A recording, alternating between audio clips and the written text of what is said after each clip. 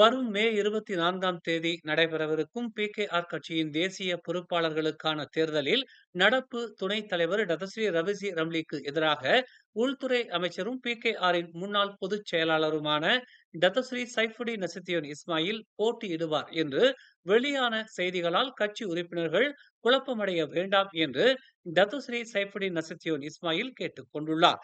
Datuk Seri ரவிசி Ramli உடன் நேற்று இரவு கட்சியின் அடுத்த கட்ட நகர்வுகள் குறித்து தாம் கலந்துரையாடியதையும் அவர் உறுதிப்படுத்தினார். இதை சச்சரவாக காணக்கூடாது என்றும் தேர்தல் பிரிவினைகள் ஏற்படக்கூடாது என்பதில் எல்லோரும் உறுதியாக இருப்பதாகவும் அவர் கூறினார். கட்சியில் பொறுப்பில் இருந்தால் மட்டுமே மக்களுக்கான நலத்திட்டங்களை முன்னெடுக்க முடியும் என்பதில்லை. அரசியலில் மக்களுக்கான நலத்திட்டமே முக்கியமானது. சிரமப்பட்டு வளர்ந்த கட்சி இது. ஒவ்வொரு உறுப்பினர்களின் உழைப்பால் வளர்ந்த கட்சி இது. தேர்தலால் இரு வெவ்வேறு அணியாக உடையாது என்பதை தாம் முழுமையாக நம்புவதாகவும், பிகேஆரில் ரவிஜி அணி, சைஃபுடின் அணி என இரு வெவ்வேறு அணிகள் இருப்பதாக வெளிவரும் செய்திகளால் உறுப்பினர்கள் குழப்பம் அடைய வேண்டாம் என்றும், எல்லோரும் பிகேஆர் கட்சியினர்தான் என்றும் டத்தஸ்ரீ சைஃபுடின் நசுத்தியோன் இஸ்மாயில் தெரிவித்தார். தாம் தேர்தலில் போட்டியிடுவது குறித்தும், யாரை எதிர்த்து போட்டியிடுவது என்பது குறித்து இன்னும் தாம் எந்த ஒரு முடிவும் எடுக்கவில்லை என்றும் அவர் கூறினார். ஆனால் தம்முடைய முடிவால் பிகேஆரின் எதிர்காலம் பாதிக்காது என்பதை தாம் உணர்ந்து விரைவில் கட்சி தேர்தல் குறித்தான தமது அறிவிப்பை வெளியிடவிருப்பதாக அவர் தெரிவித்தார். காணாமல் போனதாக தேடப்பட்டு வந்த 71 வயது முதியவர் இன்று காலை 11 மணிக்கு ரப்பர் தோட்டத்தில் தனது காரில் இறந்த நிலையில் சடலமாக மீட்கப்பட்டதாக பாலிங் மாவட்ட காவல்துறை தலைவர் உதவி ஆணையர் அஸ்மி முக்தார் தெரிவித்தார். கடந்த வெள்ளிக்கிழமை காணாமல் போன 71 வயது எங் சின் துவாங் உடல்தான் அது என்பதை அவரின் மகன் உறுதிப்படுத்தியதாக தெரிவிக்கப்பட்டுள்ளது. பாலி மாவட்டத்தில் உள்ள புலு குழாய் ரப்பர் தோட்ட தொழிலாளர்கள் கொடுத்த தகவலின் அடிப்படையில் காரில் இருந்த அவரின் உடல் சடலமாக மீட்கப்பட்டது. 71 வயது முதியவர் இறந்து 2 நாட்கள் ஆகியிருக்கும் என முதற்கட்ட மருத்துவ பரிசோதனையில் தெரிய வந்துள்ளதாகவும், சம்பந்தப்பட்ட பகுதியில் எந்த ஒரு குற்றவியல் சம்பவங்கள் நிகழ்ந்ததற்கான அறிகுறிகள் எதுவும் இல்லை என்றும் அஸ்மி முக்தார் கூறினார். முதியவர் வாகனத்தில் இருந்த பணமும் நகைகளும் அப்படியே இருப்பதால் குற்றச் சம்பவங்கள் எதுவும் நிகழ்ந்திருக்க வாய்ப்பில்லை என்றும் அவர் தெரிவித்தார். ஸ்லாங்கூரில் உள்ள பிரபல வணிக தளத்தில் சோங்க்ரான் கொண்டாட்டத்தின் போது ஏற்பட்ட கைகலப்பில் ஈடுபட்ட கும்பலை காவல்துறையினர் அடையாளம் கண்டுள்ளதாக பெட்டாலியன் மாவட்ட காவல்துறை தலைவர் உதவி ஆணையர் ஷாருல் நிசாம் ஜஃபார் தெரிவித்தார். சம்பந்தப்பட்ட காணொளி சமூக வலைதளங்களில் பரவியதை அடுத்து சம்பந்தப்பட்ட கும்பலை காவல்துறை தேடி வருவதாக அவர் கூறினார். டாமன்சாராவில் உள்ள வணிக தளத்தில் தனியார் நிறுவனம் ஒன்று சோங்க்ரான் கொண்டாட்டத்தை நடத்திய போது இரு கும்பல்களுக்கும் இடையில் இந்த கைகலப்பு ஏற்பட்டதாகவும், சம்பந்தப்பட்ட வணிக தளத்திற்கு சொந்தமான பொருட்கள் மிகுந்த சேதத்திற்குள்ளானதாகவும் முதற்கட்ட விசாரணையில் தெரிய வந்துள்ளது என்று அவர் கூறினார். பாதிக்கப்பட்டவர்கள் இதுவரை காவல் நிலையத்தில் எந்த ஒரு புகாரும் அளிக்காத நிலையில் தமன்சாரா காவல் நிலைய அதிகாரிகளால் கைகலப்பு குறித்தான விசாரணை மேற்கொள்ளப்படும் என்று ஜாருல் நிசாம் ஜஃபார் கூறினார். பூக்கடையில் இருந்த இரு பெண்களிடம் பாராங்கத்தியுடன் வந்த கும்பல் கொள்ளையடிக்கும்படியான காணொளி சமூக வலைதளங்களில் பரவியது.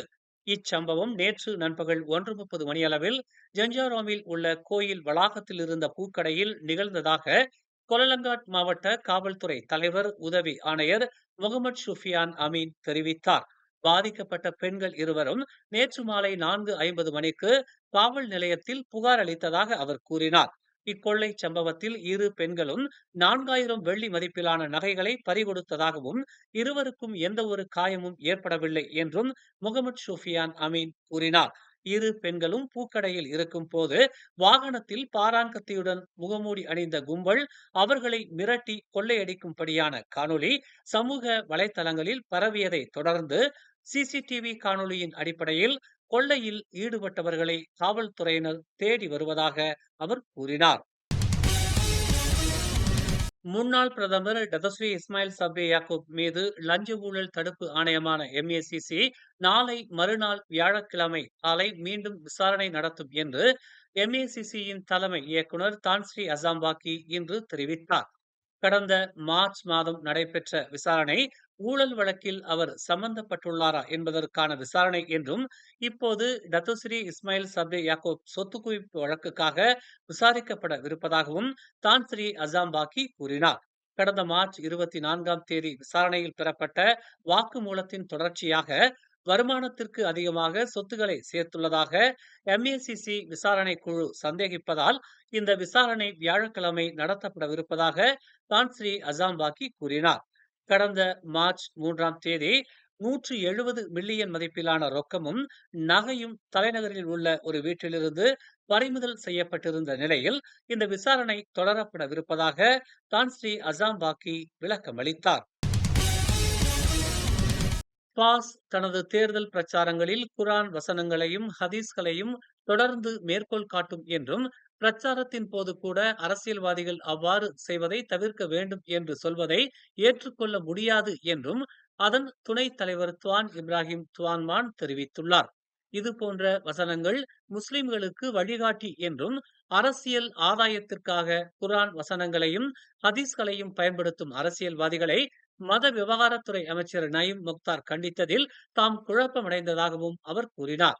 குரான் மற்றும் ஹதீஸ்களில் அரசியல் மற்றும் பொருளாதாரம் குறித்த ஆலோசனைகள் இருப்பதால் நயீமின் கண்டனம் விசித்திரமானது என்று துவான் இப்ராஹிம் கூறினார்.